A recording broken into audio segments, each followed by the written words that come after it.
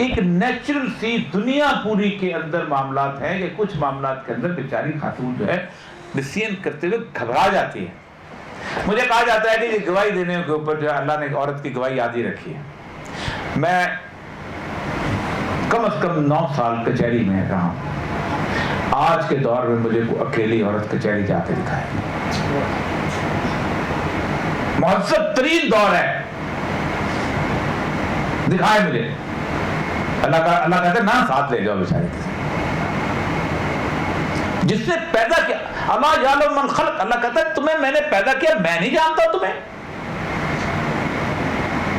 اکثر کا سوال کیا جاتا ہے لونڈیوں کا کہ لونڈی بنیاد تو سوال ہے کہ جو جنگ میں عورتیں کیا ہیں. یہ ریسنٹ جنگ جو ہے افغان جو وار کے بعد جو صورتحال بنی ہے, ریسنٹ جنگ میں 7.5 لاکھ عورتیں دنیا کے بازار میں بکی ہیں. اللہ کہتا ہے میں تمہیں جانتا ہوں, تب تم کرو گے کیا ان عورتوں کے ساتھ, اس لیے گھر میں لا کے رکھو تاکہ پتہ چلے کہ تم نے دنیا کے اندر سلوک کیا ہے. جو خود پہنتے ہو وہ پہناؤ, جو خود کھاتے ہو تمہیں. جس دن ایک مالکن اپنے لیے اور نوکرانی کے لیے مالیہ بی کا اکٹھا سوٹ لے کے آئے گی, اس دن میں دیکھوں گا اسلام پہ عمل کرتی ہے کہ نہیں کرتی ہے. دکھاؤ, دل پہ گردہ چلتا ہے نا. جس دن تم خود اپنے لیے بالی کا جوتا خریدو اور نوکر کے لیے بھی بالی کا جوتا خریدو اور غلام کے لیے, اس دن پتا چلے گا تم نے اسلام پہ عمل کیا کہ نہیں کیا. تو اصل میں اللہ جانتا تھا کہ ابھی کیا ہوا ہے, سیکنڈ ورلڈ وار کے اندر جو ہوا ہے کہ جہازوں کے جہاز بھر کے وہ لے کے گئے ہیں جاپان سے, انہوں نے جا کے دنیا کے بازاروں میں بیچی.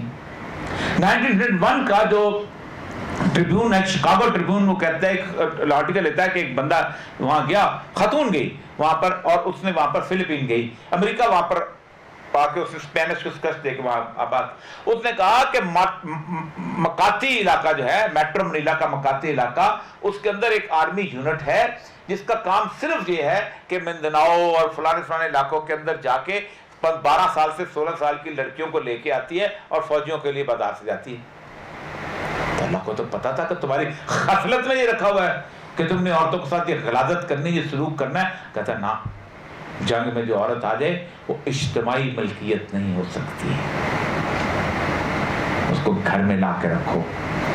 اور پھر کون سا مذہب ہے جو کہتا ہے کہ تمہارا یہ گناہ لونڈی آزاد ختم, یہ کرے تو غلام آزاد کر دو. یہ کس نے کہا ہے آج کل؟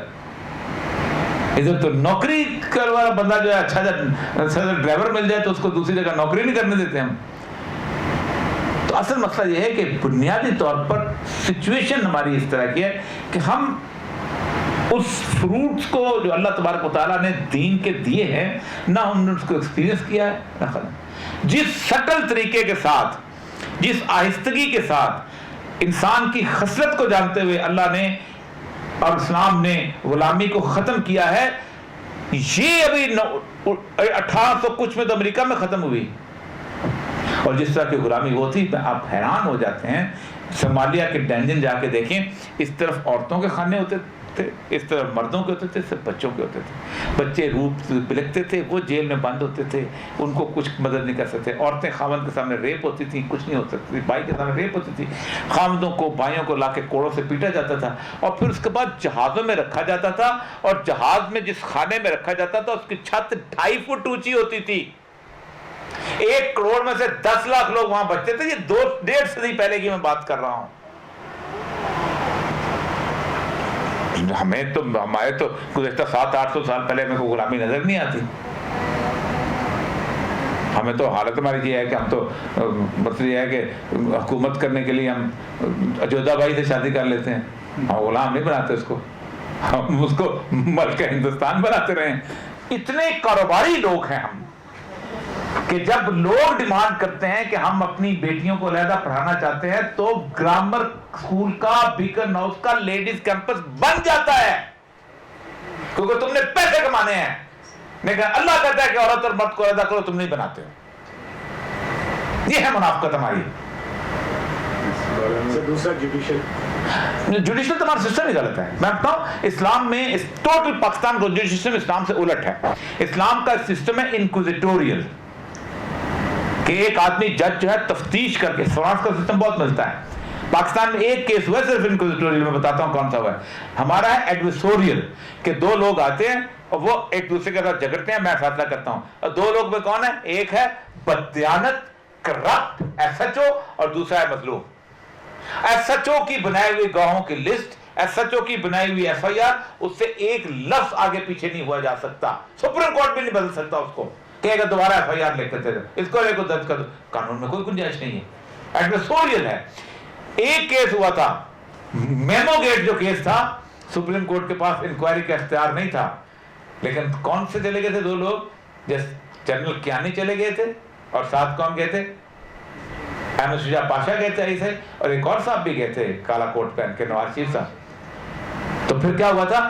3 ہائی کورٹ کے بڑے جج، چیف جسٹس فائز عیسیٰ اور اسلام آباد کا، ان تینوں کی ایک انکوائری کمیشن بنایا تھا، جو نہ آئین میں سپریم کورٹ کے پاس اختیار ہے نہ کسی اور، 187 کے تحت کر.